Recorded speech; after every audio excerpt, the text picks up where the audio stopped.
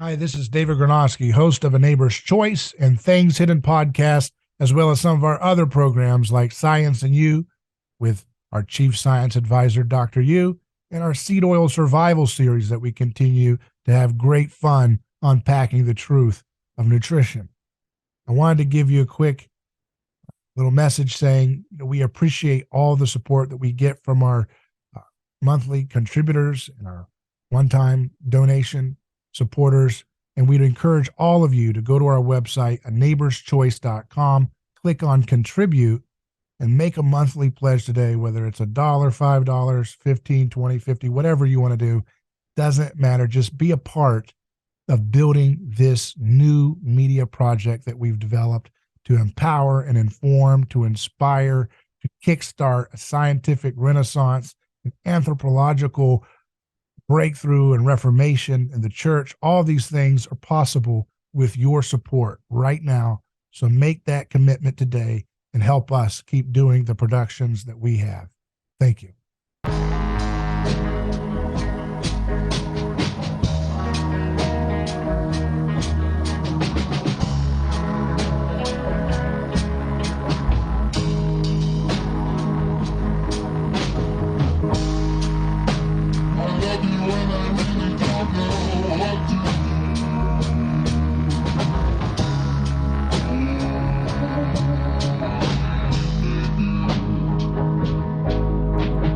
So today we have a fascinating guest with us, Mr. Kyle Clement. He is someone who works alongside folks who are in the business of spiritual warfare, which is something we all are involved with in one way or another, whether we recognize it or not. And so we're going to try to unpack what it means to engage in spiritual warfare, what exorcism entails, the reality of possession, what's actually going on there. Mr. Clement is involved with Our Sorrowful Mothers Ministry with Father Chad Ripperger, who is a noted exorcist. He's done a lot of work on that subject. He's also involved with an organization called Monte Cristo, which provides assistance for training folks who are in the ministry of spiritual warfare. So thank you, sir, for joining me. You're most welcome. Glad to be here. So tell us a little bit about your background. Have you always been in the church? Is that your upbringing? Well, I think that, so while I have always been a believer, I've not always been a follower. Jesus has always been my best friend, but I have not always been his. And so I think all of us have spent some time outside the fence, if you will. And so always I was raised in a very devout family. Scripture and study of the faith was always an important component. And so I was marinated in the faith, so to speak, and at different times became more worldly. But when I met my future wife 45 years ago, that was a moment that was a change. There continue to be pivotal moments in my life, but the real story is the story of redemption. I don't want to get off into my weeds. My story is not unique. I will give a bit of advice. About 25 years ago, I made the mistake of telling a priest, whatever I can do to help you. And so that kind of ended up pulling up me into this portion of the ministry. But God uses us in the same way he uses David. What was David's practical experience was that of a shepherd, and so that's the skill set he used. I grew up on a ranch, and herding is my background. I became interested in particularly predation, how a predator works on specific animals or flocks. And I began to share some fruit of prayer with a priest spiritual director that I thought that I was seeing with regard to how the diabolical works, and it took off from there. Why did Jesus send the legion demon into the herd of pigs in the story of the Gospels? It's a very, very interesting thing there. You can look at it at several levels. So first of all, let's back up a little bit and look at the scene from a spiritual warfare perspective. They have just arrived, landfall on the beach, Lake Gennesaret, over in the Gentile section. And that's after a night of sailing, dead reckoning across a stormy and tumultuous sea. In fact, he's tried to prevent, when he starts to enter into the region, he encounters a principality class demon who's acting as a storm. And his words, peace be still, or the adjuration, part of the adjuration still in the exorcistic formula. And so he arrives dead reckoning. So the question is how, of all the hundreds and hundreds of miles of shoreline, he comes up in sight of the Gerasene demoniac, and then the dialogue begins. They immediately recognize him for who he is. The bit with the pigs is there's 3 levels. So let's look at the cosmic level first of all. And they ask his permission. He didn't send them into the pigs. They ask his permission. This goes back to Genesis 3:16, our 3rd chapter of Genesis, starting with 3:15, where God himself lays down a cosmic law, speaking to the serpent and to Lucifer and saying, you are banned from the animals, meaning you may not possess the animals. So when the demon, when Legion is asking Christ for permission to enter the pigs, they are addressing him as they would address Almighty God, because only God can abrogate a cosmic law, or a law laid down by him. And so he allows it. And so when he allows it, now we go down to the 2nd level. Now we're getting to a more earthly level. The whole time that Jesus was on the earth, he was surrounded by an armada of heavenly hosts. And so there's a great spiritual battle about to happen here between the good angels and the fallen angels. And Christ averts that so he can focus on the soul. And the point is that the single human soul eligible for redemption, the single human soul at the point of exorcism and possible conversion, is worth more than all the diabolical, all the fallen angels, all the pigs, everything else. There's no temporal value you can place on it. And then finally, and on the 3rd level, is it's a quick dispatching, and it's a way for them to go back to the earth. And so once they're out in the air, if they're not in a corpus, then the demon may be bound, pursued and bound by the angel, and cast into the arid regions, back into hell, whatever is Christ's judgment. But this is an instance of deferred adjudication. And so Christ allows the pigs, the demons, to enter the pigs and get safe passage back into the water, which is the same as under the earth, back out of the realm of the angels. And so back into the earth, if you will. So under the water is the same as under the ground. But there's a short perspective on the Gerasene demoniac from a strictly spiritual warfare tactical perspective. That particular passage is extremely deep and has a lot of rules of engagement, things that we continue to see modernly. Why was the town terrified when he was healed and Jesus told him to stay? Why were they upset about that? So, are we still within the Gerasene demoniac in the Gospel of Mark? Okay. And so what you see is, remember that he is relegated to the tombs. He's naked and chains couldn't contain him. So these are some of the preternatural signs of possession with regard to strength and just his demeanor. He had been cast from the town. And so that's one of the things that the demon seeks in what he calls perfect possession, which is not truly perfect, but to total isolation and total domination, subjugation of the human will. And so the town is terrified because they've never seen anything like this. This is a single man speaking to this thing, adjuring this thing, exorcising this man, and delivering this man from evil. So you got a total change in countenance. They are aware of what they had witnessed. However, it comes at a great economic price. It comes at a price of some 2,000 pigs. And so this activity can't be abided. The economic impact, the phenomenology, the whole thing is just entirely too disruptive. And so terror is a response when we do not recognize what we're seeing, or we perceive a force that is so much greater than us, we do not know how to react. Now, is there also a kind of political commentary going on in that passage where it talks about he identifies himself as legion, which was kind of the standard of the Roman Empire and their military might, which had subjugated Jesus's people in that area and put that town together as a kind of down payment on their power and majesty in the midst of the folks that they had conquered? Is that a kind of political, is there a political layer there too of this use of the word legion to identify the spirit?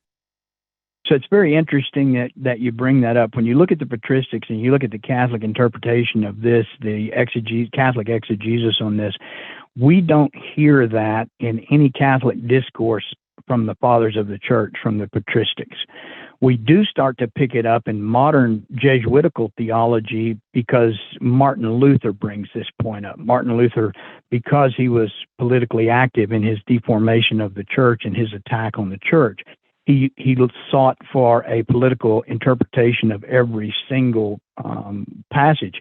And so legion is simply 1,000. It's real simple. It's 10 centuries. It denotes that number. And so it's a Greek term or Roman term that is applicable to the number to indicate a great number. But the political attachment and implication, that's a construct of Protestantism of Martin Luther much later. The early fathers said that, no, it was just an allusion to the vast number of demons that were using this man as an attachment point or an entry, an agency in the world. Can you explain a little bit more about the Jesuit? They came up with that idea too in response to Luther's politicization of the text? So when I use the term Jesuitical, I'm talking specifically the last two generations of the deformation of moral theology and accepted patristic theology, largely at the hands of Jesuits in Catholic institutions. And there's been a great diminution in the integrity of the faith as a result of their influence, and continues to be. And the reason I make this up is we get these variants that really are not applicable. Exorcism is functional theology. If you were to bring up the political argument or element, the demon wouldn't even recognize it. Largely, the demons are regulated to what's there in the patristics, and it's not because the church fathers said it, it's just that they recognize truth early on. And truth is truth. It doesn't matter whose mouth it's in or who proclaims it. And so these later additions oftentimes are the seeking of novelty, of the seeking of a different way to interpret things. A good example is a historical critical method, which has run a course in less than a generation. It was very fashionable back in the 70s and 80s, and it's already starting to be rejected now because it just doesn't have a place the concept has a place, but the application as it's done modernly does not have a place in traditional theology. When you talk about the kind of corruption that you've mentioned there in the last couple of generations of, can you explain a little bit more for those who are not familiar with the order that you're referencing and the corruption of the church and how that's impacted where we are today and in terms of theology and our understanding of spiritual warfare?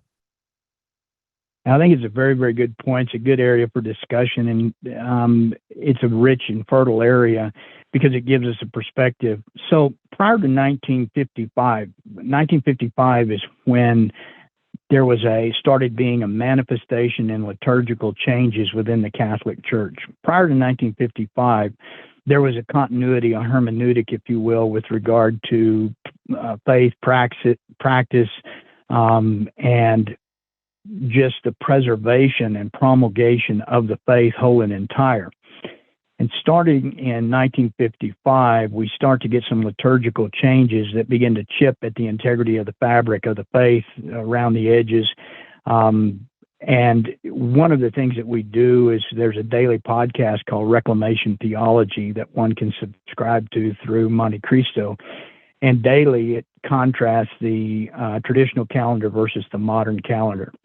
But suffice it to say that from 55 through 62, you had a consistent movement into modern theology and away from traditional practices, what the church had taught and how it had taught it for 19 centuries. A good way to think about it and encapsulate it is prior to 1960, all liturgical manuals, all instruction, and for that matter, all legislation, Supreme Court decisions, everything else, everything that was written governance-wise was written with a presumption on the part of the author and on the part of the governing body. And that presumption was a very accurate and functional presumption that there was a modicum or a foundational element of virtue within society and an understanding of the natural law and moral obligation. And that presumption was best articulated as follows. If it is not prescribed, it is prohibited. What does that mean? Everything was written as prescriptive behavior. You will do this. And so if it doesn't mention a variant, then the variant would not be allowed. What is an absurd example? I can ride my Harley down the center aisle to communion on Sunday in the holy sacrifice of the Mass. Well, show me in any liturgical manual where it says I cannot. And the absurdity illustrates the point. But what we've come to now in our society is if you can't find where it prohibits me from this behavior, it must be permissible. And that's the second part of the adage. Before 1960, we understood that if it was not prescribed, it was prohibited. And post-1960, the disposition was, if it's not prohibited, it is permissible. This societal shift is an example of what we call the shift from ad orientem to ad populum or ad hominem. A man's subjection to authority was an understanding that that subjection and obedience was virtuous. It was not onus. Post-1960, authority, the establishment, all of those, the system, if you will, all of those things came under attack. Well, ultimately, all authority, right authority, flows from God. And so we have the feminist movement, we have sexual promiscuity, all kinds of authority and institutional structures were attacked until we get to where we are today. And that follows another spiritual principle, and that is it's never going to be easier to correct or address the evil that is present among us. It will never be easier than it is today. To illustrate this point, if Eve had picked up a stick and killed a talking snake in the garden, Mary doesn't have to face the dragon in the 12th chapter of the Apocalypse. And so evil grows. St. Peter, evil essentially goes to where it meets resistance. And we're offering little, if any, resistance as a modern society and as a church because we're wanting to be all things to all people. The church is not enforcing its own canon law with regard to priests. There's a prohibition against neophytes being ordained, against men with carnal knowledge of a woman being ordained, against men who are homosexual. All of those are still on the books, not being enforced. That's one of the reasons the demon can be present inside the church. If you have a law or a regulatory maxim or any of those that you do not follow, you are psychologically compatible with the demon, and there begins the diabolical relationship. Anytime someone's acting outside of their station in life, outside their vocation, then they come to the attention of the diabolical. Do you think that the spirit of America's founding was in serious antagonism from the beginning with the Catholic Church? Well, I think our history bears it out. First of all, is to understand it's a hard thing to say because there have been countless noble Catholics who have given their life for this country, but this was never a Catholic country. It was founded on the principles of revolution. Revolution is not a Catholic principle. It's not a tenet of Catholic faith. And so all the idea that it is and that Christ was a revolutionary, no, he wasn't. He perfected the law. He followed the law. And so this is something that I think is often misunderstood. So we're not a Catholic nation. We're a Freemasonic nation. We're a Freemasonic construct. And a classic example of this is the Catholics in this country have never acted as a monolithic group, because Freemasonry and a lot of the constructs of society have sought to keep us divided. And they did this by one way saying we're a melting pot, and the other way saying you have to hold to your ethnicity. There's a German parish, an Irish parish, a Catholic parish, an Italian parish, a Polish parish. You look at that, and all of that was done and fostered to keep us fragmented, because if the Catholics had ever become monolithic in this country, it would be much, much different. They could still become monolithic in this country, but what they've effectively done now is they've fractured our faith. There's more division and differentiation inside the church than there is outside the church. And we're seeing this fragmentation in many other institutions in our country. This whole idea of race, there is one human race. There are multiple ethnicities, but there's one human race. And so this whole thing is done to keep it as a management technique, largely as a result of Freemasonry and Illuminati, to keep us fractured. It is what it is. I mean, that's, 20 years ago. Who created the Freemasonry? Was that Jesuits or who? I can't get it all straight. You okay, get all these so here's the short on it. Is in 1471, Cardinal Torquemada in the Inquisition in southern Spain uncovers a group of guys that identified themselves as the Illuminados. Now let's go back and understand that everything that I'm about to say is pretty clear, pretty documented. And so this is not a conspiracy theory. This is not some tinfoil thing. It just is what it is. And so originally the term Illuminati, prior to about 1100, that term was reserved to the newly baptized catechumens, because they were illuminated by the Holy Ghost by becoming Catholic, renouncing their old life, and joining the church. That was the original Illuminati, and that was the term for them. So the Illuminati, modern Illuminati, they create nothing. It's a true diabolical construct. They create nothing, and they co-opt and counterfeit everything. So when these guys identify themselves to Torquemada as the Illuminados, it means something to him, because he knows the ancient usage of this term. And so they are Jews, Mohammedans, and mid-level Spanish noblemen who have united. Now, those three groups would never unite for anything other than to come against the Catholic Church in Spain as the authority. And so they're seeking to undermine the church. That's in 1471. They start promulgating through the guilds the concept of Freemasonry. And so the Illuminados are the authors of Freemasonry. And then by the time we get to 1717, there are 13 controlling families within the Illuminati that found what's called the Grand Orient Lodge, and they bring all of Freemasonry into a universality that is a counterfeit of the Catholic Church. And so that's in 1717. 21 years later, in 1738, and that's a blink of an eye in Vatican terms, is the first papal encyclical prohibiting membership in Freemasonry to Catholics. And there have been 32 motu proprios, bulls, encyclicals, and papal documents, 32 in a row over that period of time, the last one issued in 1984, that confirmed and affirmed that under penalty of excommunication, a Catholic may but not be a member of Freemasonry. And so that has been a very firm stance. And so there have been many high-ranking Catholics, including Cardinal Bugnini and many others, that were Freemasons. There are groups of Freemason priests active now in South America. It's very prevalent in Argentina and Brazil. But this is an absolute abomination.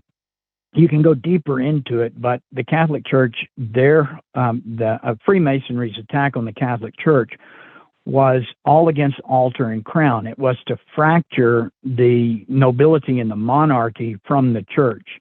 And so that was the intent. And one of the first big things they did was the French Revolution. And the French Revolution was authored by Freemasonry, and the primary target was the church. Without making this interview, and we could go on for hours with regard to this, it's just simply documented. We're used to a modern history rewrite, especially if you went to public school in the United States. You got no clue of the history from the Catholic perspective because it was purposely rewritten. And I think the travesty of Freemasonic involvement in public education is coming into the fore right now. We see the absurdity, but it's been quietly mounting. There have been problems all along. Again, we didn't address the little wigglers, we didn't address the small deviancies, and now we've got this full-blown dragon to deal with. But that is kind of the state of the church right now. We've been infiltrated. We're under attack from outside and inside. So the average person's experience with Freemasonry is some kind of a cookout and hot dogs and raising money for kids with cancer. But that's what the average person, if they engage with it at all or even think about it, they think of it like the Moose Lodge or something like Elk Lodge or something like that. What is actually literally going on? What's wrong with Freemasonry?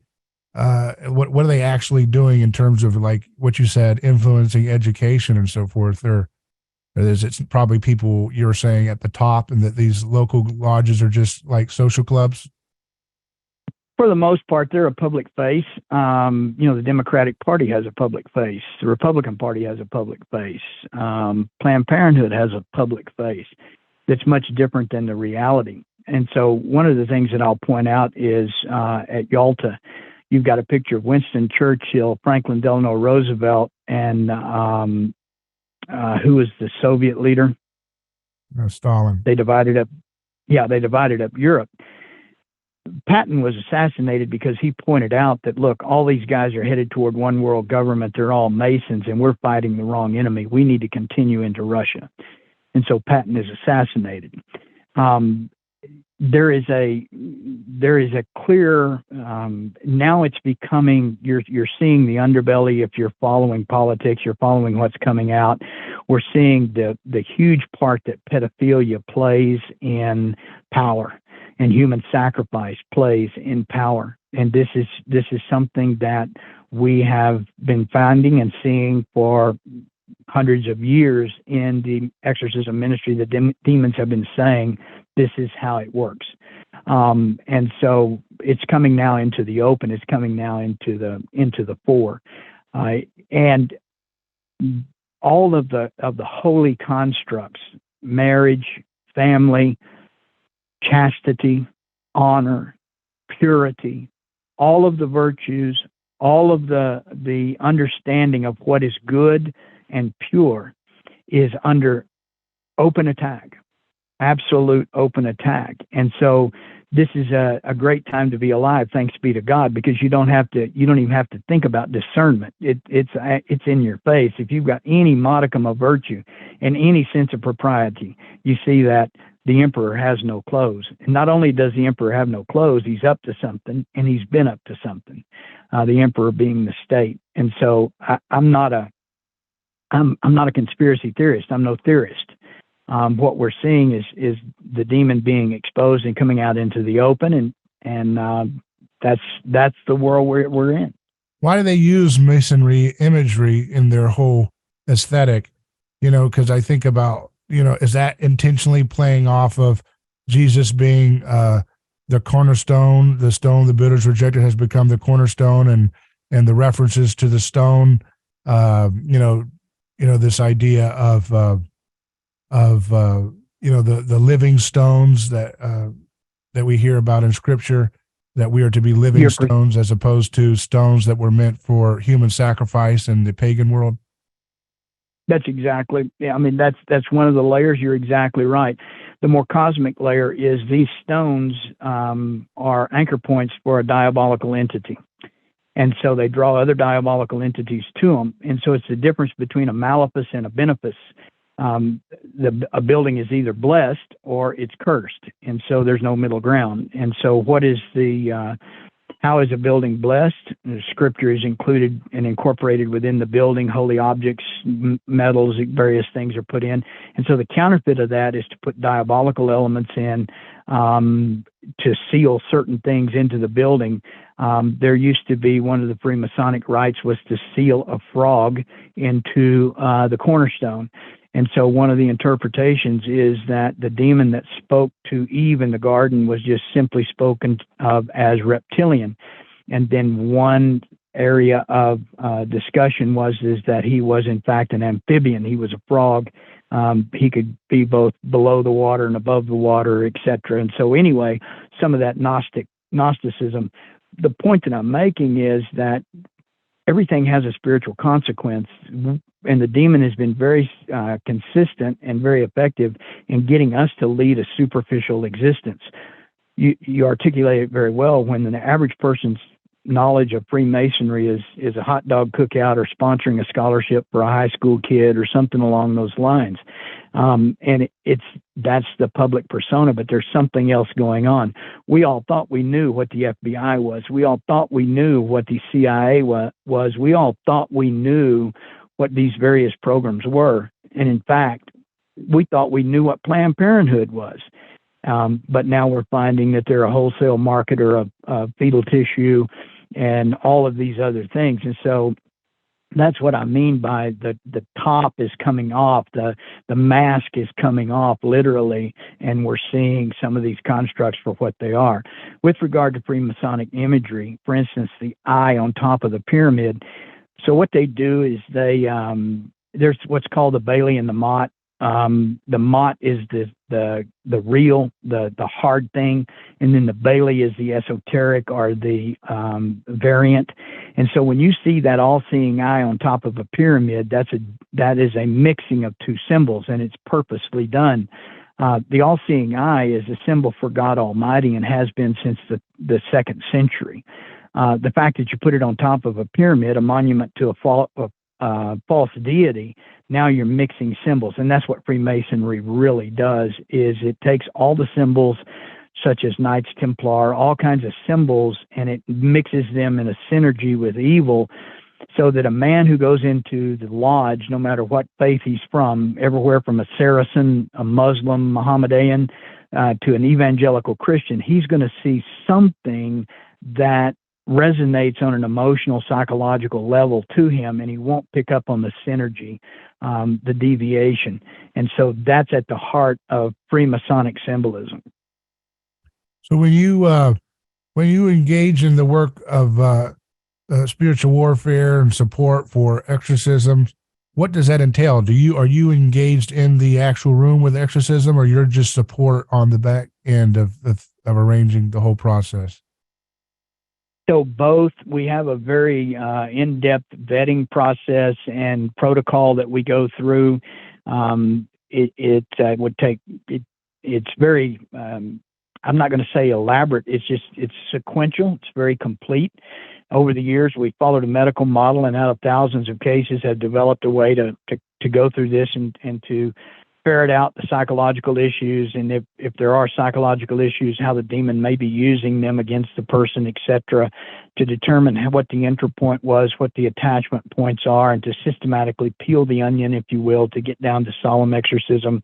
And then people experience liberation along the way, because every exorcism has features of the Gerasene demoniac that you mentioned, multiple demons, not all of them possessing, but we've yet to have a case where there was only a single demon.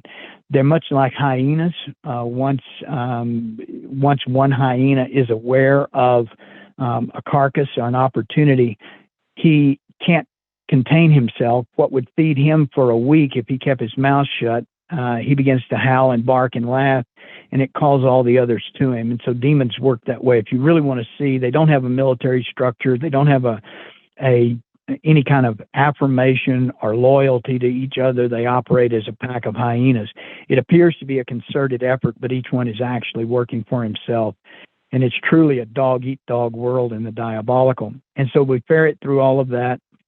And then I sit in countless hours of solemn session with Father Ripperger and other exorcists around the country. Part of my job with the Leo the 13th when I was with them was to fly to a location where a new exorcist would be doing his first solemn session and spend several days with him in that session, just as support.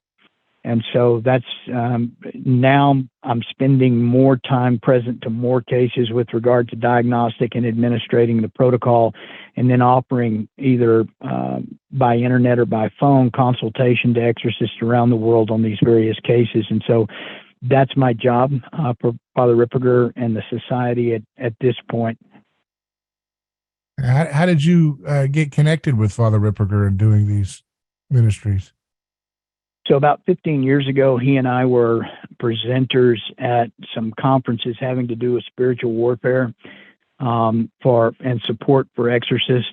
And then we were both asked to be on the formation committee to form the curriculum for the Leo the 13th Institute. And so he and I began to collaborate at that point and compare case notes and data sets. At that time, I was consulting I was working under the authority of Monsignor John Essa, and he had me consulting with exorcists around the United States. And so once the Leo was formed, and I taught there for several years, then as well as Father Ripperger.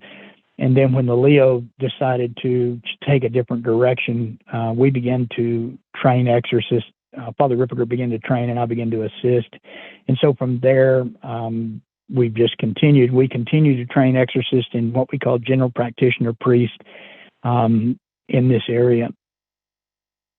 When you look at the lay of the land of where this subject matter has been brought to the public, I, for example, read the popular book "Hostage to the Devil" by Father Malachi Martin.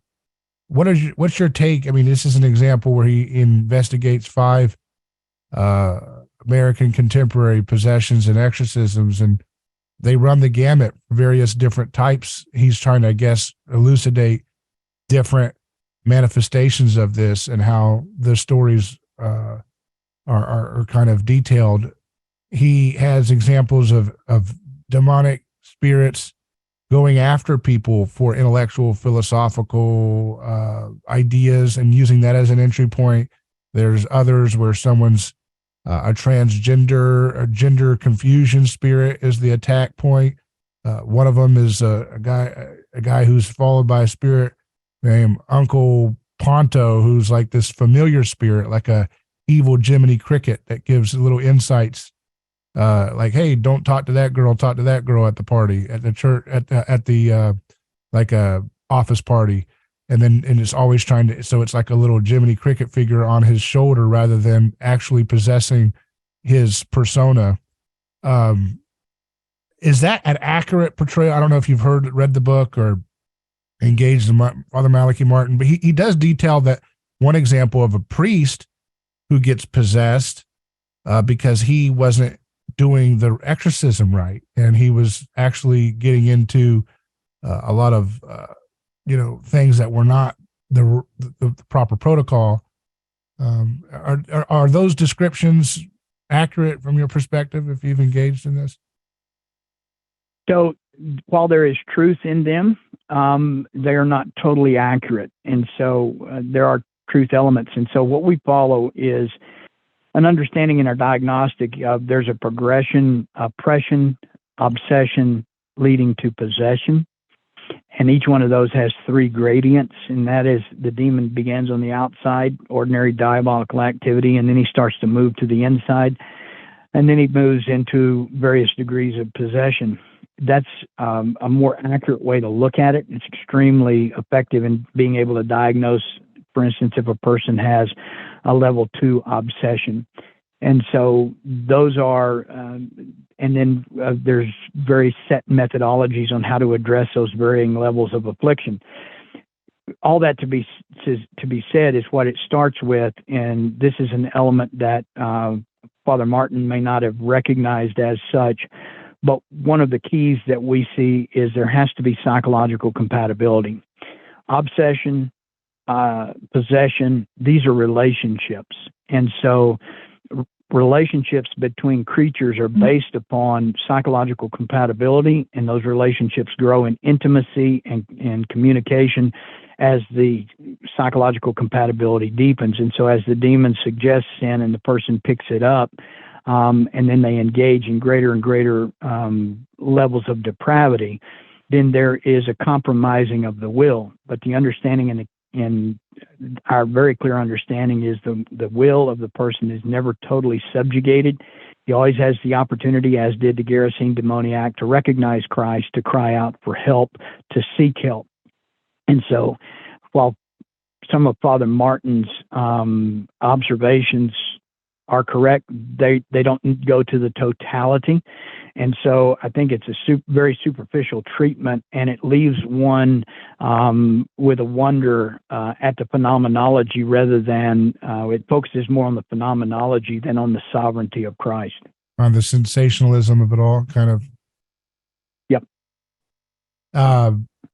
Yeah, he was an ex-Jesuit, and he went into the more conservative wing of the church, but there's people who kind of are distrustful, both I guess on the more liberal side of the church and the conservative side of the church. It's just from my observation, I've noticed that a little bit. So, but certainly go ahead. No, go ahead. So we actually asked that question on a phase 3 intake: is have they read the works of Malachi Martin? The reason being is he gives some specificity of manifestations of possession that aren't entirely accurate, and we often see people who are affecting these manifestations based upon having read the book, and so that's usually a red flag for us that there's some psychological involvement. So they're mentally manifesting. Like, can you give an example, or is there anything that comes to mind? So some of the behaviors that he I'm not going to be specific, but some of the behaviors he does in his book and some of the affectations of and he describes how the demon is present are not entirely accurate. And so if the person is reporting consistent with what Father Martin has written, that's one of our questions. Have you written that? Have you read that book? Because it's highly suggestive to a person in a compromised psychological state. If he believes that a possessed person acts or behaves or reports things in a certain way, and then you see that affectation, it's somewhat of a red flag. So, he describes his book as based on audio recordings and notes and interviews with the exorcists. Is that, how could, I'm not, you don't have to read his mind, but what's going on there? Is it just that maybe, somebody was misleading him in the reports or something? Or, because that's, he's. So anytime you read a report, anybody who listens to this interview, though I think I've been succinct in my answers and observations, if you subsequently interview 10 people who hear this interview, they're all going to hear different things. Sure. And so what Father Martin's fixating on is a particular phrase in an interview to the exclusion, perhaps, of its context and other statements, other documents. So anytime anybody does this type of thing, an expose, bills a case, anything else, you don't get the totality, you get a summation. Mm-hmm. Is it your belief that God permits, and I think Father Ripperger talks about this, he permits possessions as a form of evangelism for the faith, to show folks who, not only the individual, to let them go through sufferings in order to draw them closer to holiness, but also for a society who struggles with doubt and rationalism and materialism to pierce the veil of the spiritual reality that we're in. Is that the main intention behind God's allowance of these torments and possessions? So I think it's good to look at what is the traditional Catholic understanding of God. And modernly, we put an anthropomorphic projection on God, that God wants, God desires, God doesn't want us to be unhappy, etc. This is inconsistent with 19th centuries of theology. In Catholic theology, God wills. And so God wills. What does he will? He wills charity. He wills love. He wills creation. He is de facto love. And so anything, if we understand that, and that is the truth, then everything that we see has to conform to that absolute truth. So this is providence. And if God is allowing or something is happening, that is usually the travesty is a free will act of a single creature or multiple creatures. God's will and providence is always salvation, union with creation. And so in the economy of salvation, it is allowed, it happens through the deviant free will of other creatures, but ultimately to point out the goodness of God, the triumph of God if one turns to God. This is a function of conversion. And so we see this over and over again, that it's an opportunity to join our suffering to Christ, to draw closer to God, to purify ourselves, etc. It is the same Catholic understanding that the garden, the tree of the knowledge of good and evil in the garden was actually a great gift, in that it gave us an opportunity to prove our fidelity, to prove our love. It's not a test as much as it's a grace and a gift to us. And the same is here, is all creatures are inured to the glory of God, whether they intend to or not. And even the demon works as an instrument of purification and sanctification if the person comes to the church, turns to God and says, help me with this. All we have to do is ask, and then grace begins to flow and we begin to perfect relationship with God. The Catholic definition of healing has always been reconciliation with God the Father, not cessation of physical suffering. When you examine the world of exorcism, is there differences or key distinctions between the approach that the Catholic Church takes versus, say, Orthodox Church or other faith traditions within Christianity? Yeah, there's a vast difference, probably the subject for another interview. But the chief difference is in the Orthodox Church, exorcism is by charism, and it's largely a liturgical function. In the Roman Church, it's by office, and it is a ritualistic function. There is a rite and a ritual. The church, the Orthodox Church is not so restrictive in its methodology in one way, but much more restrictive in another. And that may sound like a contradiction, but it would bear out explanation, because it gives us a real understanding of the difference between the Eastern and Western perspective on this. And then there is a Protestant perspective on this, that oftentimes they are effective up to and including the affliction levels of obsession, but they're not going to be able to touch possession. And so there's reasons why that fails. There's reasons why certain Catholic perspectives and practices fail. And so that would be a good point for discussion. Well, I appreciate your time too. Thank you, sir. You're welcome. Check out montecristo.net for more information on the work of Kyle Clement, our guest. Thanks.